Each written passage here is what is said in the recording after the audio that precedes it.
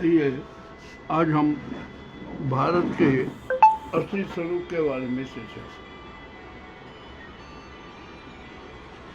भारत है ना अब राष्ट्र नहीं रहा, वो तो अब है ना शातिर षड्यंत्री नाटकों का एक मंच बन गया। अनेक प्रकार के नाटक हो रहे हैं, आप जनता सब देख रही है, हर प्रकार के नाटक भी, परंतु अब महानाटक भी होंगे। मैं आपको उसकी तारीख भी बताता हूँ। सबसे पहला महानाटक होगा 25 अप्रैल को।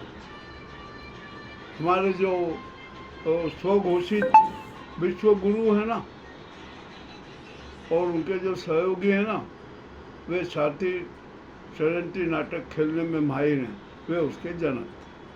25 अप्रैल को दिल्ली हाई कोर्ट में एक महानाटक होगा। वो नाटक है नेशनल हेराल्ड का, और यह प्रकरण 2012 का। और इसी प्रकरण में आज से 3 साल पहले भी ईडी ने पूरी की सारी जांच कर ली, वो कर ली, और किसी प्रकार का कोई निर्णय नहीं किया। अब 25 अप्रैल को तो हाई कोर्ट में सुनवाई। हाई कोर्ट में क्या क्या बिंदु आएंगे, क्या क्या बातें होगी, ये सब उजागर हो जाएगा। और जहाँ तक अभी जो ख्याल है ना, षड्यंत्र रचा गया है ना कि 25 अप्रैल को सोनिया नेशनल हेराल्ड मामले में सोनिया गांधी और राहुल गांधी को गिरफ्तार कर लिया जाए। ये पूरी सारी योजना बन चुकी है। नाटक का पूरा लक्ष्य ये रखा गया। होगा नाटक अब 25 को, देखेंगे क्या होता है। ये मामला बड़ा अति रोचक है। अरे आप जो ईडी है ना, आप 2012 से लेकर 2025 तक आपने कितनी बार जांच कर ली, कितनी बार ये कर लिया, और आपने अभी तक कोई निर्णय नहीं दिया। क्यों नहीं दिया? और अब ये निर्णय एकदम क्यों आया कि नहीं अब 25 को वहाँ जाएंगे और पूरी सारी रखेंगे और जो सोनिया गांधी और राहुल गांधी की गिरफ्तारी कर लेंगे। कर लीजिए, आपकी मनमानी है, नाटक है जो चलेगा, देखेंगे वो भी नाटक। एक किसी को डराने और धमकाने से या भयभीत करने से कुछ नहीं होगा। कानून का अपना पक्ष है, हाई कोर्ट के आगे सुप्रीम कोर्ट भी है, वहाँ पर भी सारी बात होगी, वहाँ पर सच्चा न्याय होगा। ये जो ईडी है ना, ये हम जानते हैं कि ये स्वघोषित विश्व गुरु की एक इकाई है जो उनके इशारों पर काम करते कि चाहे जिसको फंसाओ, चाहे जिसको छोड़ दो। ईडी के सारे कितने प्रकरण उजागर हो चुके हैं, अब ईडी में कोई विश्वास नहीं है। ये ईडी के जो है ना, ये तो एक तरीके से शातिर षड्यंत्र गृह है। ये नाजी सरकार के लिए पूरा काम करती है, सब कुछ उसी के इशारों पर चलती है। तो ईडी का महत्व हमारे लिए कुछ भी नहीं है और देश के लिए भी कुछ भी नहीं है। ईडी के कितने अफसर रिश्वत लेते हुए पकड़ाए, भारी मोटा माल लेते हुए पकड़ाए, सारे वे प्रकरण। जिस संस्था में ऐसे ऐसे लोग हों, वो उस संस्था में जनता का विश्वास बिल्कुल ही नहीं रहता। अब 25 को देखते हैं कि राहुल गांधी और सोनिया गांधी को गिरफ्तार किया जाता है या नहीं। दूसरी तरफ कांग्रेस इनके खिलाफ मैदान में उतरी हुई है। वो कह रहे कि ये सब बदले की भावना से कार्रवाई करना चाहिए। बदले की हमसे साफ है, जाहिर है कि उनको तो किसी भी प्रकार से गांधी परिवार पर हमले करना है, और वह कर रहे हैं और करते ही रहेंगे, उसमें कोई बात नहीं है। ये तो उनका एक नाटक है, शातिर नाटक है। अब जो ये होगा वो तो सब हो गई होगा। एक दूसरा महानाटक, 2 महानाटक होंगे, 2, एक नहीं 2, और वो भी 5 मई को होंगे दोनों नाटक। एक होगा सुप्रीम कोर्ट में और एक होगा लखनऊ हाई कोर्ट में। आइए तो हम पहले लखनऊ हाई कोर्ट वाले की बात बता देते। राहुल गांधी की नागरिकता को लेकर ये महानाटक होगा। दिल्ली हाई कोर्ट ने गृह मंत्रालय से पूछा कि आप राहुल गांधी की नागरिकता के बारे में स्पष्ट बताइए। अब गृह मंत्रालय में आप जानते हैं अमित शाह हैं, और वे तो शातिर नाटकों में पूरा खेलने में माहिर हैं। उन्होंने जो एक प्रपोजल भेजा है कि शायद वो गलत प्रपोजल भी हो सकता है, सही भी हो सकता है, कि राहुल गांधी की नागरिकता भारतीय नहीं है, ब्रिटिश। अब ये कैसे सिद्ध करेंगे, कैसे सिद्ध होगा, ये तो बड़ा मुश्किल का काम है। और दूसरी बात यह है कि राहुल गांधी की सांसदी भी समाप्त करने का षड्यंत्र रचा जा रहा है। यह भी उसका एक भाग है, ये भी नाटक का एक दूसरा पहलू है। जो ये नाटक होगा और निश्चय होगा, वहाँ पर ये हाई कोर्ट में करेंगे, क्योंकि कर्नाटका के किसी भाजपा नेता ने पिटीशन लगाई है और मामला उत्तर प्रदेश के हाई कोर्ट में, लखनऊ हाई कोर्ट में। ये तो एक बड़ा लग रहा है। इसके बाद में इस महानाटक में क्या होगा अभी कुछ कह नहीं सकते। हाँ, वह ये राहुल गांधी पर हमला जरूर करेंगे, उनको किसी भी तरीके से दबाने की, उन्हें बदनाम करने का षड्यंत्र इस नाटक में होगा, यह तय है। अब आइए, हम 5 तारीख को सुप्रीम कोर्ट में महानाटक होगा। यह महानाटक इतना तगड़ा होगा कि हद से ज़्यादा। और ये महानाटक का आधार है, उसकी जो पटकथा लिखी गई है वो वक्फ कानून की है, कि वक्फ कानून पर यह महानाटक होगा, होना चाहिए, होगा। हम जानते हैं होगा, ये नाटक होगा। परंतु इस महानाटक के जो पहलू हैं ना, जरा उन पर भी हमें सोचना पड़ेगा। जब ये वक्फ कानून बना ना, ये जेपीसी से लेकर संसद तक की का इतिहास भी हमें जानना पड़ेगा। जगदम्बा पाल इसके अध्यक्ष थे। उन्होंने कहा कि कोई ऐसा कानून नहीं बनेगा जो संविधान के विपरीत हो। भैया अच्छी बात है, आपने अच्छी बात कही, ठीक है कर। और जब आप बिल लाए तो उसमें संविधान के अनुच्छेद 13, 14 और 25 के विपरीत आपने प्रावधान कर दिए। क्यों किए प्रावधान? आपको करना नहीं चाहिए। संविधान की मूल भावनाओं, जो आत्मा है ना, उसके खिलाफ कोई भी कानून नहीं बन सकता। और अब एक नया मुद्दा उठा दिया, ये नया जुमला कर दिया धनगढ़ ने कि ये संसद सुप्रीम है या न्यायालय या सुप्रीम कोर्ट। तो हम यह धनगढ़ जी को भी बताते हैं कि न तो संसद सुप्रीम है और न ही सुप्रीम कोर्ट। हमारा सबसे बड़ा जो सुप्रीम पावर है वो है हमारे देश का संविधान। जो भी होगा सब संविधान के अनुरूप होगा। यदि आप संविधान के विपरीत जाते हैं तो आपका ये बिल है ना असंवैधानिक होगा। और दूसरी बात, हम यहाँ पर एक बात और मैं बता दूं कि जब ये मामला सुप्रीम कोर्ट में चला था तो भारत सरकार ने खुद ने स्वीकार किया कि हाँ, वह कानून में अनेक कुछ प्रावधान ऐसे बन गए हैं विवादास्पद में जो नहीं बनना चाहिए। अब बन गए, आपने बना दिए। संसद में कैसे पास इस वक्फ बिल को पास करवाया, इसका भी सारा संज्ञान सुप्रीम कोर्ट को भी है, देश की जनता को भी है। तो आइए, अब आप यहाँ पर करें क्या? अब जब सरकार जो ने खुद मान लिया कि इसमें कुछ गलत प्रावधान बन चुके हैं, गलत नियम बन चुके हैं, हम उन्हें सुधारने को तैयार हैं। चलिए, आपने इतना तो स्वीकारा ना कि इसमें कुछ गलत प्राविधान बने, आप ऐसा कीजिए, आप जो विवादास्पद बिंदु है ना उनको सुधार करने का एक पूरा जो है सारा विवरण सुप्रीम कोर्ट में प्रस्तुत कीजिए।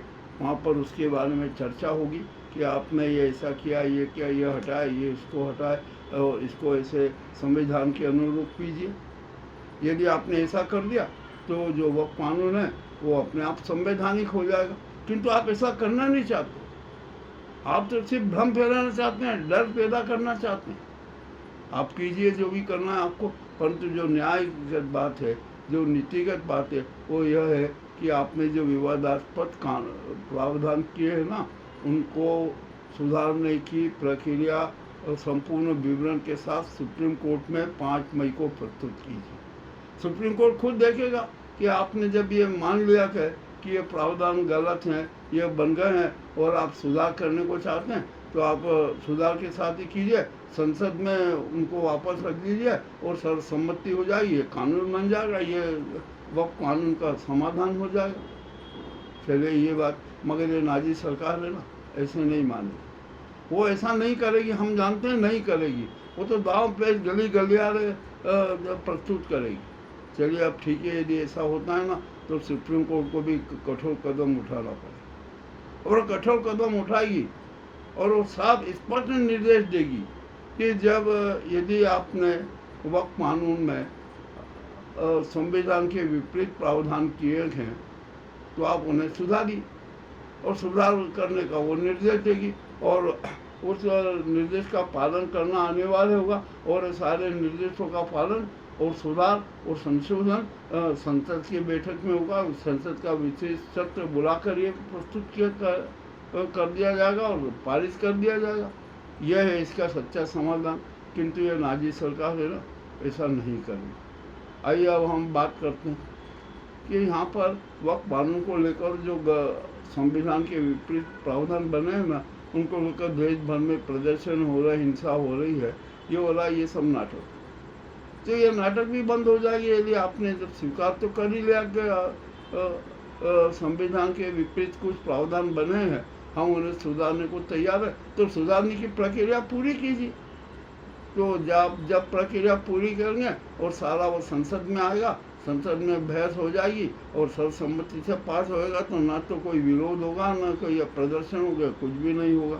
अब ठीक है, आपने ही किया, परंतु इन्होंने जो इस नाटक में, महानाटक में एक नया खेल खेला, वो एक खेल ये है कि इन्होंने सुप्रीम कोर्ट पर दबाव बनाने का प्रयास किया। और इस दबाव बनाने के लिए जो नाजी गैंग के दो चिंटू हैं ना, एक तो हमारे उपराष्ट्रपति धनखड़ जी हैं और एक दुबे जी हैं, निशिकांत दुबे जी। निशिकांत दुबे ने तो सारी सीमाएं पार कर दी, हद पार कर दी। सीजेआई पर आरोप लगा लिया कि आप धर्म युद्ध के खिलाफ जनता को भड़का रहे, आप गृह युद्ध की स्थिति बना रहे। अरे दुबे जी, आप जरा सोचिए कि कौन क्या कर रहा है, गृह युद्ध की स्थिति कौन पैदा कर रहा है, आपको पता है? आपके आका ही है देश में चाहते हैं कि देश में खूनी हिंसक गृह युद्ध हो, हिंदू मुस्लिम की भावनाएं भड़के, क्योंकि आपको तो अपना हिंदू राष्ट्र वाला जो एजेंडा तय करना है ना, उसके लिए आप ये सारा नाटक कर।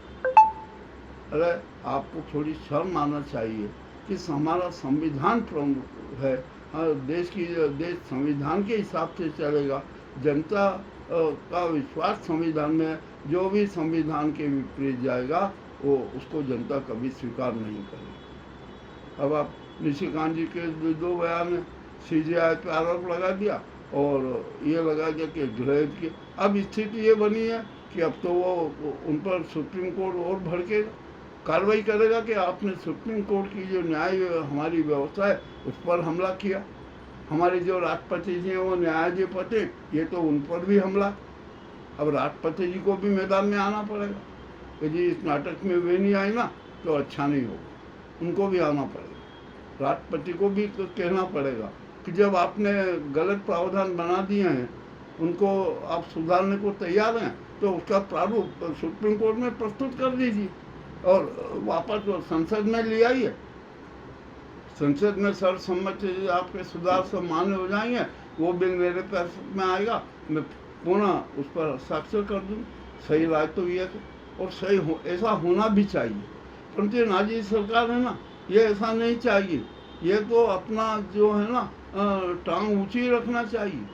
अब आपने गलत कानून बनाया तो उसकी सजा आपको भुगतना पड़ेगी। अब आप यहाँ पर कुछ भी नहीं कर सकते। जो हमने जो सुझाव दिया ना, मैं भी सब देख रहा हूँ, हर चैनल का हर एक की राय देख रहा हूँ, तो जो अब हमने सोचा कि अब 100 बात की एक बात अपने को भी कहना पड़ेगा, जो वास्तव में न्यायिक बात है, सुप्रीम कोर्ट की गरिमा रखने वाली बात है, जनता की गरिमा रखने वाली बात है, संविधान की गरिमा रखने वाली बात है, संसद की गरिमा रखने वाली बात है, न्यायाधिपति की गरिमा रखने वाली बात। इस बात पर सभी को सहमत होना पड़ेगा और होना भी चाहिए, क्योंकि ये तो पूरे देश का सवाल है। और यदि ऐसा नहीं होता ना तो अच्छी बात नहीं। अब आइए हमारे उपराष्ट्रपति धनखड़ जी, आज तो उन्होंने बड़ी अजीब बात कही। उन्होंने कहा कि यह बताइए कि संसद सर्वोच्च है या न्यायपालिका, और हम आपको फिर उनको एक बात कहते हैं धनखड़ जी को कि जरा स्टडी कीजिए। और यहाँ पर ना तो संसद सुपर है और ना ही न्यायपालिका। हमारा सबसे सुपर पावर है तो वो है हमारा संविधान। संविधान के अनुसार ही देश चलेगा, संविधान के अनुसार ही कार्य होगा, चाहे वो न्यायपालिका हो या कार्यपालिका हो या विधायिका हो।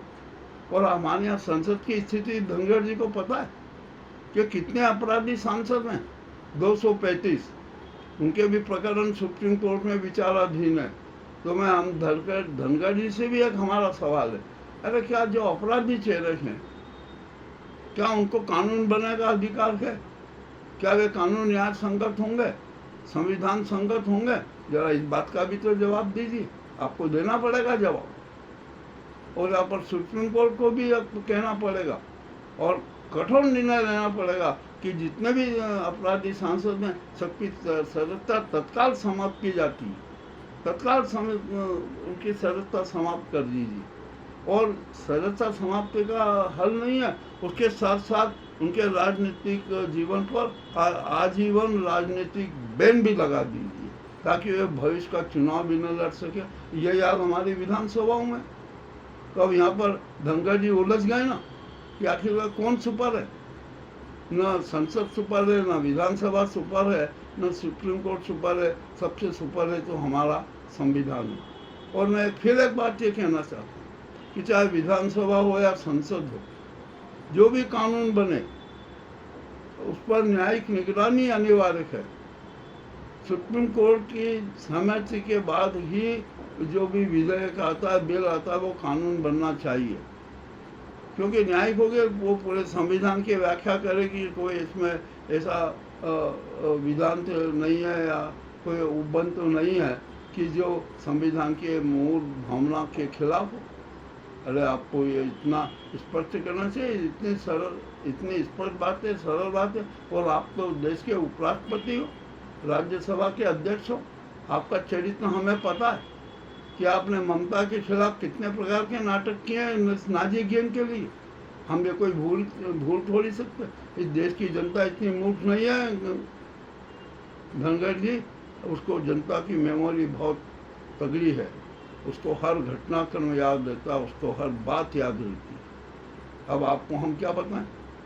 हम यदि बताएंगे तो आप, हमने जो बात कही है ना, ये 100% सही है, न्यायिक बात है। और हम जानते हैं कि आप हमारे इस सुझाव से, हमारी बात से आपको बुरा भी लगेगा, चिढ़ेंगे भी, और हो सकता है कि हम पर मानहानि का प्रकरण भी दायर करवा दीजिए, हमें क्या चिंता है। जो सत्य के राही होते हैं, जो सत्य के पक्षधर होते हैं, जो सत्य के प्रति प्रतिबद्ध होते हैं, जो संविधान के प्रति प्रतिबद्ध होते हैं, जो राष्ट्र समाज मानवीय मूल्यों के लिए प्रतिबद्ध होते हैं, वे किसी से डरते नहीं। कि हमने जो एक सुझाव दिया है ना, यह महानाटकों का जो नाटक हमने आपके सामने प्रस्तुति दी है, आप भी जरा सोचिए कि आप एक हम देश के 147 करोड़ नागरिक हैं, हमारा अपना भी कर्तव्य है। मैं आपको एक बात याद दिला दूँ, चाहे सुप्रीम कोर्ट हो या संसद हो या कोई भी हो, तो सुपर पावर तो संविधान है। और यदि संविधान के विपरीत कोई भी सरकार कानून बनाती है या सुप्रीम कोर्ट कोई गलत निर्णय देती है, तो जनता को उसके निर्णय की समीक्षा करने का अधिकार भी संविधान में प्राप्त है। देख लीजिए, आप उठाकर देख लीजिए, बात कर लीजिए। यदि सुप्रीम कोर्ट ने कोई गलत निर्णय दिया है तो जनता उसकी भी समीक्षा करेगी, और यदि सरकार ने कोई गलत कदम उठाया तो उसकी भी समीक्षा करेगी, निर्णय की समीक्षा करेगी। मैं इतनी बात इसलिए कह रहा हूँ कि ये महानाटकों का जो षड्यंत्र है ना, ये अपने आप में बड़ा अनूठा है, और इसके कोई नायक कोई नहीं है। इसके दो ही नायक हैं, मोदी और अमित शाह। कुछ भी नाटक के पहले अनेक प्रकार के जुमले फेंकते हैं, जुमलों की वर्षा करते हैं, जनता को भ्रमित करते हैं। अब आप, हमने जो 25 अप्रैल वाले नाटक की बात कही, और 5 तारीख के 2 महानाटक होंगे, एक 25 अप्रैल का महानाटक है, 3 महानाटकों की आपको जानकारी दी। अभी जानकारी आपको कैसी लगी हम तो कुछ कह नहीं सकते, और हम आपको प्रशंसा में विश्वास भी नहीं करते। हमें जो सत्य कहना था वो हमने कह दिया, और हम तो सच सबके सामने रहते हैं। हमारे चैनल का स्लोगन ही यही है कि सच सबके सामने। अब जनता, हमें 147 करोड़ जनता के सामने, सच सामने, सुप्रीम कोर्ट के सामने है, हाई कोर्ट के सामने है, और ये नाजी सरकार है उसके सामने है। अब देखते हैं कि सच के प्रति कौन प्रतिबद्ध नज़र आता है। आज के इस प्रसारण के लिए आपको कैसा लगा हमें ज़रूर अवश्य बताएं। आपका बहुत बहुत आभार, धन्यवाद।